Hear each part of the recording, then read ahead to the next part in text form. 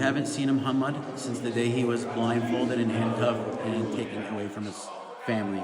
So Z, you're in Congress today going to members of not only Florida, but other members to call for the release of your nephew, who is Mohammed Ibrahim, been in prison in Israel for over 8 months now for nothing, no charges, no nothing. How are the Florida reps responding to this? They sit down, they listen to you.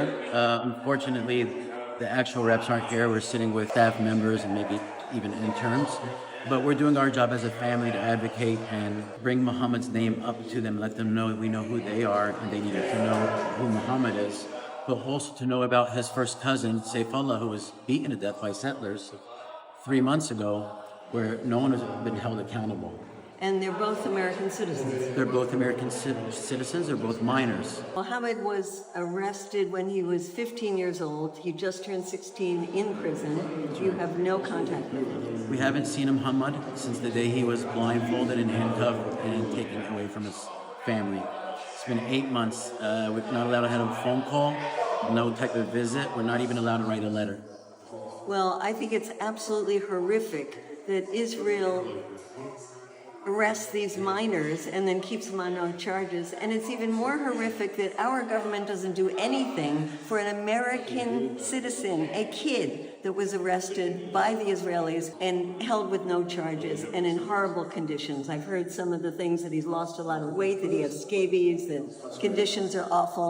Are people who are watching this, what can they do to help? Call your representatives, call your senators, call your congressmen, and ask them if his name wasn't Muhammad, if he had any other name, would he still be there?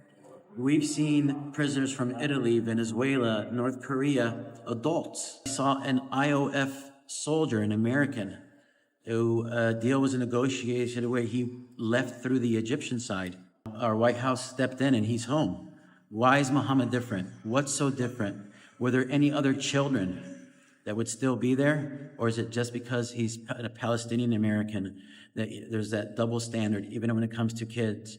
At the same time, our government is shut down. They can't agree on what's right for the American people, let alone to agree on a child and getting him home back to his family. So let's all do something. Let's all make these calls. Let's make sure that Mohammed comes home and is not another victim of Israel's genocide. Thank you, everybody.